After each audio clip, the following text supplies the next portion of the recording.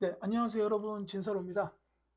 수능 한국사 3등급을 위한 맞춤형 개념 강의, 오늘은 7번째 시간으로 1890년대 개항기 때 있었던 일을 함께 공부해 보도록 하겠습니다.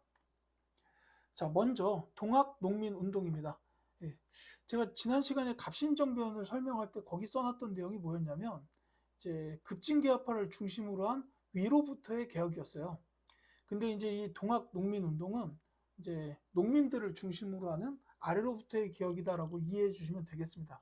뭐 이 말이 시험에 나오진 않지만 어쨌든 이제 급진 개혁파 그 젊은 엘리트들이에요. 그들이 이제 개혁을 하려고 했는데 실패했고 그 다음에 이제 농민들이 또 이제 개혁을 하려고 하는 게 바로 이 동학농민운동이다라는 거죠.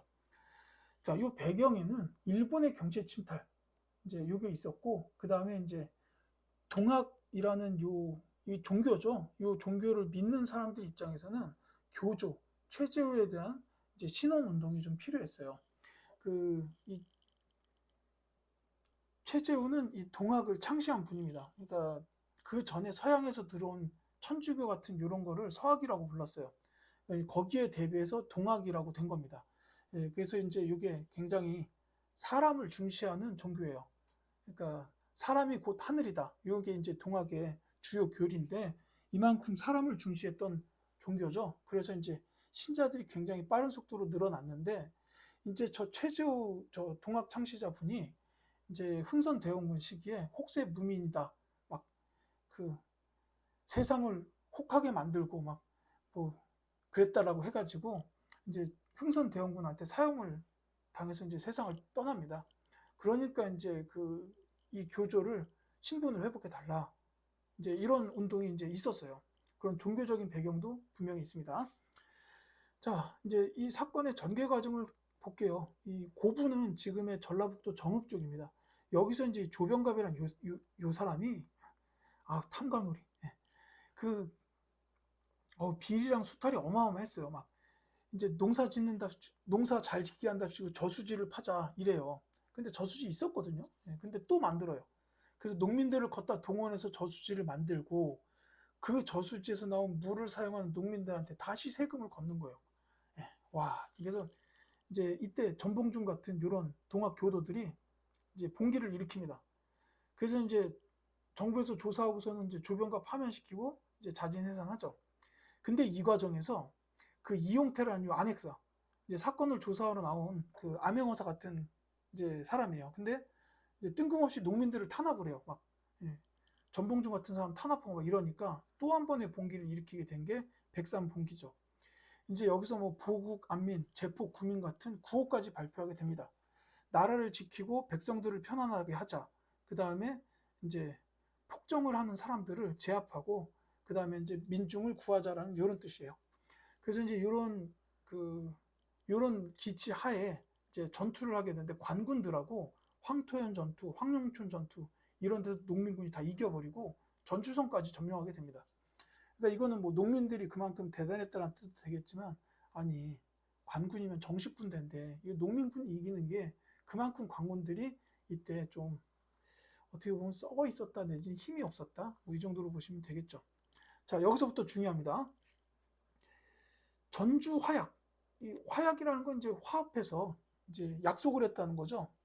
이거 원래는 보이시죠? 이거예요. 예. 이거 지난 시간부터 나오고 있는데 참 진짜 예, 정부에서 청나라에다가 또 요청을 해요. 근데 그래서 이제 청나라가 들어옵니다. 근데 혹시 이거 기억나나요? 텐진 조약?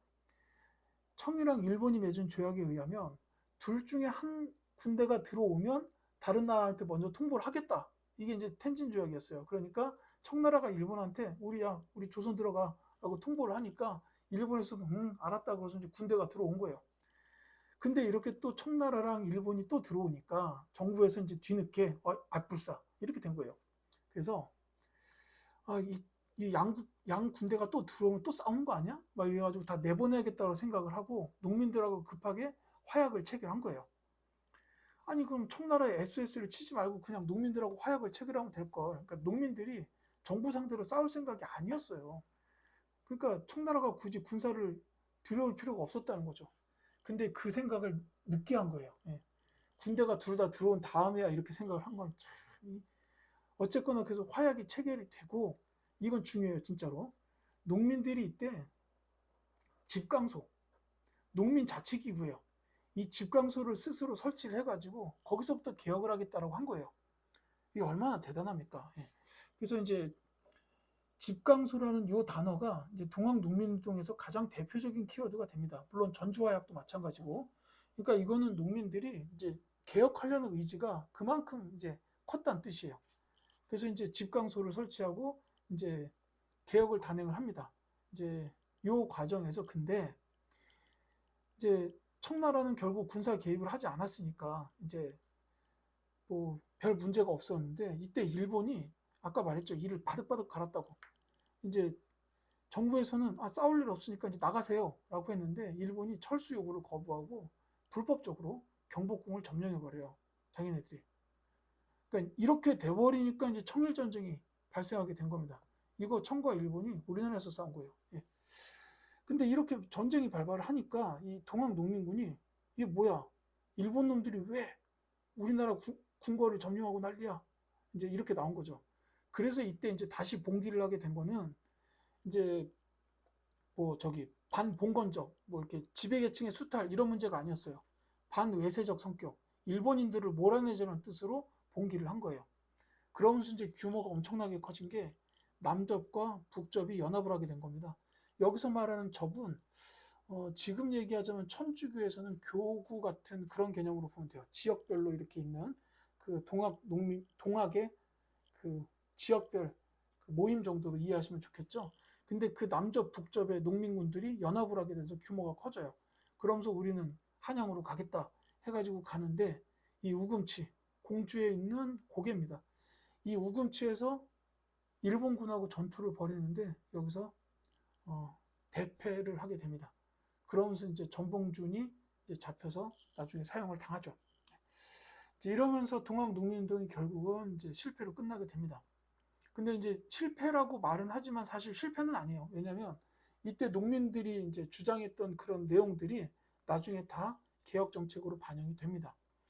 그래서 이제 반봉건, 이제 그거는 1차 때 봉기, 그리고 반외세는 일본의 이제 부당한 처사에 반발하는 그런 성격이었다고 보시면 되겠고, 이게 이제 이때 뭐 집강소 설치하면서 나왔던 개혁안들 중에 보면 뭐 신분제를 폐지하자라든지 과부의 재가를 허용해달라라든지 이런 내용들이 있었어요.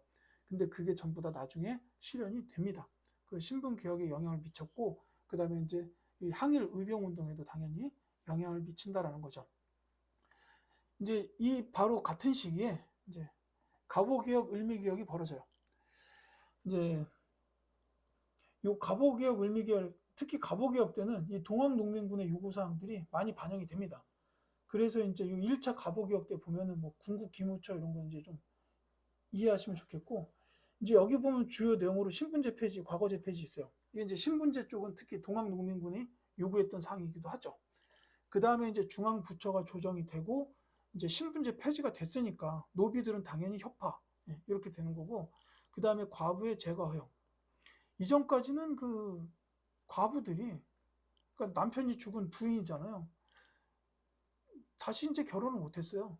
평생 그냥 혼자 살아야 되는, 좀, 아니, 새로운 사랑이 다가올 수도 있는 거 아닙니까? 예. 사랑하게 해줘야죠. 예. 이제 그런 거다. 이제 뭐 그렇게 보시면 되겠고, 예. 그 다음에 이제 2차 갑오개혁이 또 이제 이루어집니다.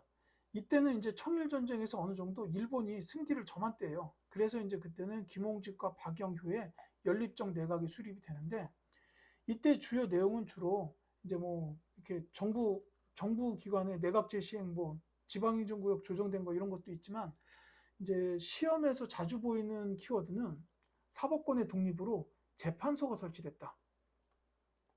그 다음에 교육 입국조서 반포, 그리고 홍범 14조가 있어요. 이제 이 홍범 14조는 이런 개혁 내용들을 14개의 조항으로 정리해서 이제 고종이 발표를 한 거예요. 그 다음에 또 하나가 이제 교육 쪽 개혁이 이제 이루어졌어요. 교육 입국조서가 반포되면서 이제 교육 개혁이 이루어져 가지고 이제 뭐 지금과 굉장히 유사한 뭐 소학교 체제라든지 이런 게 만들어지기도 했는데, 이거 관련된 키워드 중에 가끔씩 한성 사범학교라는 단어가 등장할 때가 있어요. 한성 사범학교입니다. 이 사범학교는 선생님들 양성하는 학교라고 보시면 되겠죠. 이제 교육 체계를 개혁하면서 이제 소학교부터 만들어졌으니까 그 소학교에서 교사를 할 만한 사람들을 양성해야 될 필요가 있었던 거예요. 그게 한성 사범학교 이렇게 보시면 되겠는데, 이제 요 재판소 설치했다라는 거는 갑오개혁 때 있었던 일, 그 다음에 홍범 14조 내지는 이제 교육부 조서 정도, 요거는 이제 갑오개혁 키워드로 기억해 두시면 되겠습니다. 자, 그리고 이제 요 시기, 이게 지금 갑오년이 1894년인데요. 이 을미년은 그 다음에요. 1895년. 근데 이 1894년에 저 동학 농민운동도 이 해에 벌어진 거고, 청일전쟁이랑 갑오개혁이 다 같은 해에 있었던 일들이에요. 자, 그리고 이제 그 다음에 또 을미개혁이 일어나게 됩니다. 요거는 이제 그 1894년 청일전쟁에서 일본이 결국은 그 다음 해로 넘어가서 승리를 해요. 승리를 하면서 랴오동반도, 이제 사실 저는 이걸 요동반도로 많이 말씀을 드립니다. 이제 우리 지도 보면 이렇게 해가지고 이렇게 한국이 나오잖아요. 여기가 요동반도예요. 그래서 이 랴오동반도를 차지하게 되는데, 이제 근데 그 뭐 러시아가 주도한 3국, 이제 뭐 영국, 프랑스 이렇게 있는데, 일본 보고 야, 네가 여기를 왜 차지하냐 임마, 나가 하니까 일본이 하잇 하고 나가요. 물론 이때 이를 바득바득 갈고 또 10년을 기약합니다. 근데 어쨌거나 일본이 다시 랴오동 반도를 청나라에 돌려줍니다. 그러니까는 이걸 본 고종이, 우와, 러시아 진짜 센데? 야, 안 그래도 일본 때문에 힘드니까 러시아를 이용해서 일본을 좀 어떻게 세력을 줄여야겠다라고 이제 견제를 시도를 해요.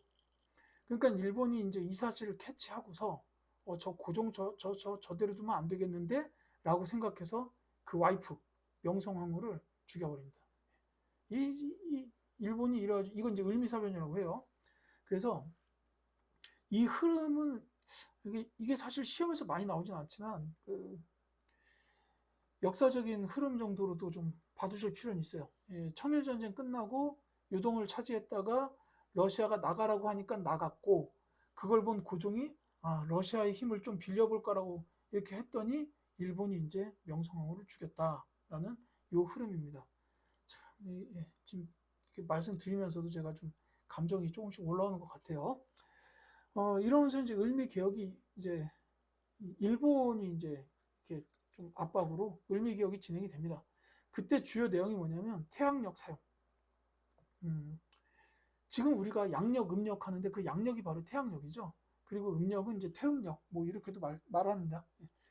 자, 그 다음에 단발령 실시.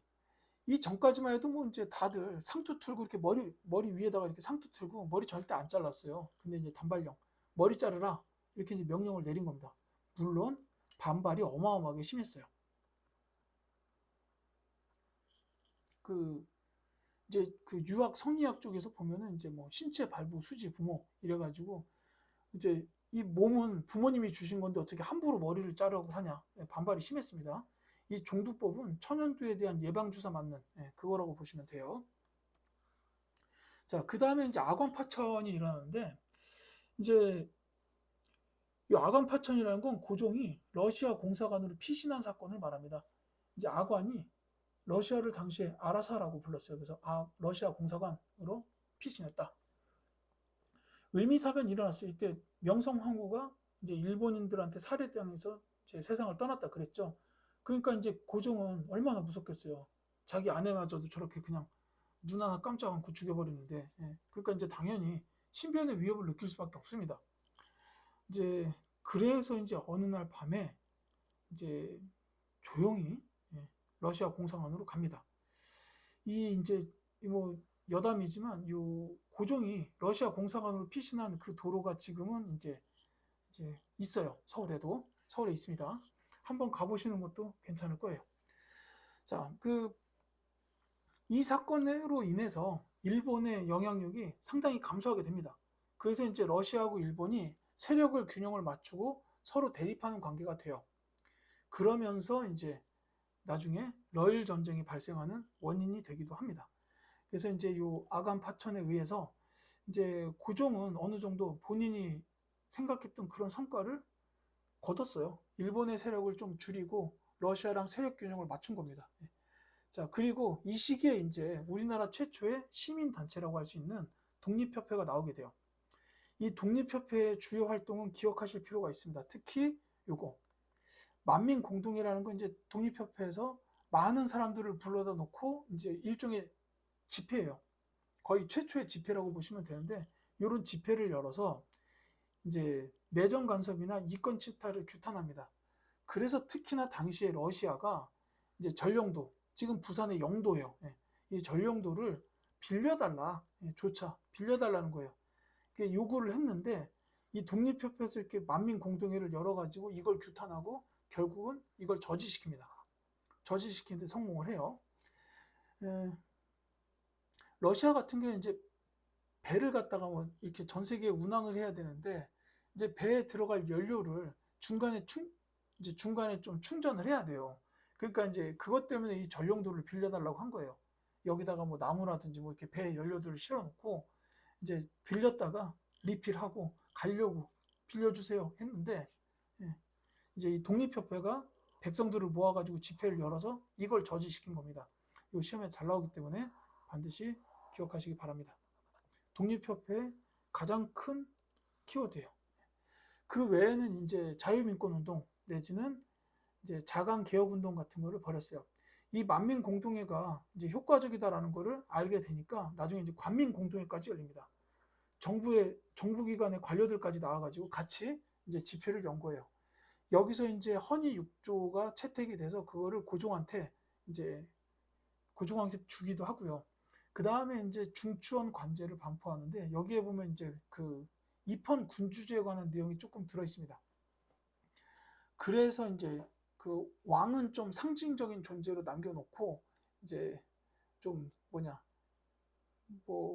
헌법에 의해서 나라를 운영하는 이런 제도를 좀 추진해 보는 게 어떻겠냐라는 이제 그런 내용들이 조금 포함이 되어 있는데 이걸 본 고종이 어라 이놈들이 내 권력을 뺏으려고 하네라고 생각을 해서 군대를 동원해 가지고 독립협회를 해산하게 돼요.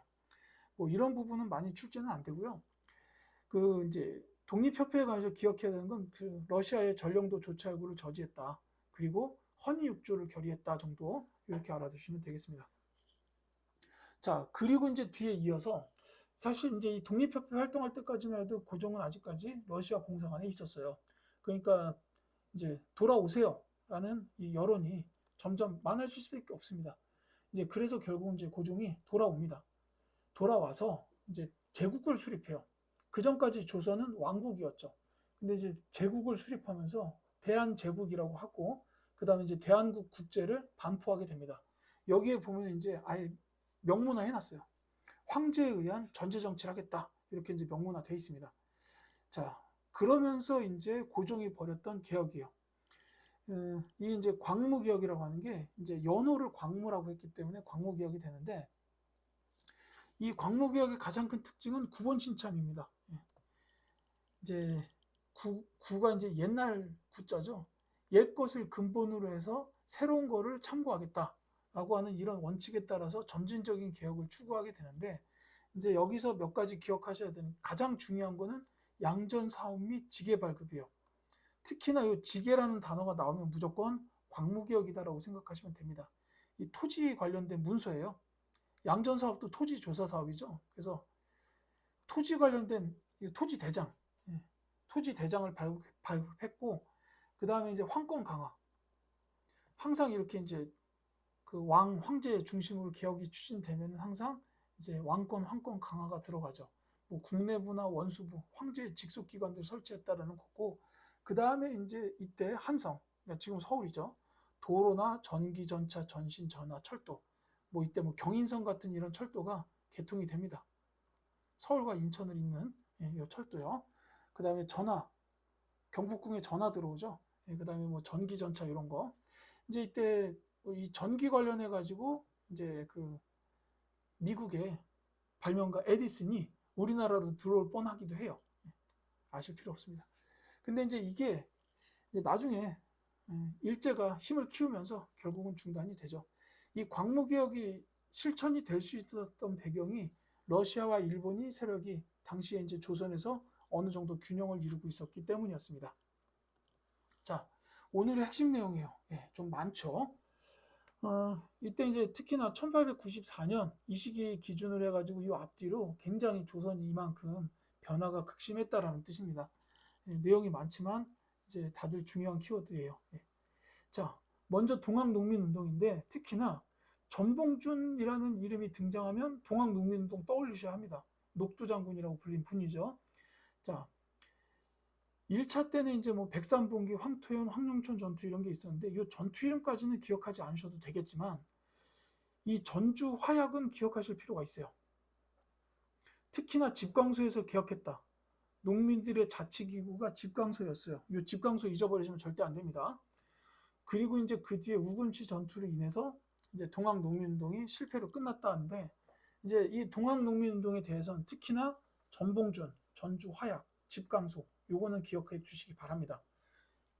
그 다음에 갑오기역인데요.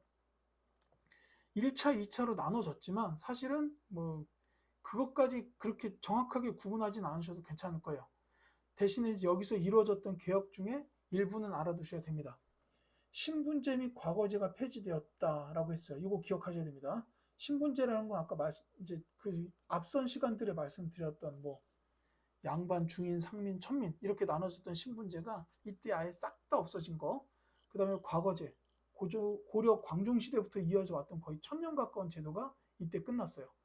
그리고 이제 과부제가 허용했다 뭐 이런 정도랑 그 다음에 재판소 설치, 교육입국 구조서 반포, 홍범 14조 뭐 이 정도. 이게 이제 갑오개혁 때 있었던 일이다를 기억해 주시면 좋겠습니다. 자, 그 다음에 이제 을미개혁 때는 을미사변 이후로 이어진 개혁이다라고 보시면 돼요. 이 을미사변, 그 명성황후를 일본이 이제 그 죽인 이런 일이다라는 것도 알아두셔야 되겠고, 그 다음에 이제 을미개혁에 대해서는 특히 단발령. 요것 때문에 이제 을미의병이 나오게 돼요. 자, 그렇고 독립협회에 대해서는 특히나 자주 나옵니다. 뭐 안 중요한 내용은 없어요. 사실 제가 밑줄 친 건 다 중요하다고 보시면 되는데 특히 이제 독립협회의 경우에는 만민 공동회를 열어서 러시아의 전령도 조차 요구를 저지했다. 이게 이제 비슷한 게 이제 다음 시간에 나올 거예요. 보안회라고. 근데 이제 독립협회는 러시아 전령도 조차 요구를 저지했다라는 거 만민 공동회에서 했고 관민 공동회에서는 헌의 6조를 채택했다. 이 정도 기억하시면 좋겠습니다. 그리고 이제 대한제국이 수립되었다라는 것 정도 하고 그 다음에 이제 광무개혁 고종이 추진한 개혁이에요. 9번 신참하고 양전사업 및 지계 발급 정도는 알아두셔야 되는데 특히 지계라는 단어가 광무개혁에서 키워드로 자주 출제가 되고 있다라는 거 9번 신참하고 지계 정도는 광무개혁의 내용이다라고 알아두셨으면 좋겠다는 겁니다. 자, 제가 오늘 준비한 내용은 여기까지인데요. 이제 여러분들이 알아야 되는 핵심적인 키워드들이 점점 늘어날 겁니다. 이제 조금 더 집중해서 들어주시면 이제 3등급을 받는 일은 그렇게 어렵지는 않을 겁니다. 자, 오늘의 강의는 이것으로 마치겠습니다. 지금까지 들어주신 수험생 여러분 진심으로 감사드리고요. 다음 시간에는 이제 1900년대에 대해서 함께 공부해 보도록 할게요. 감사합니다.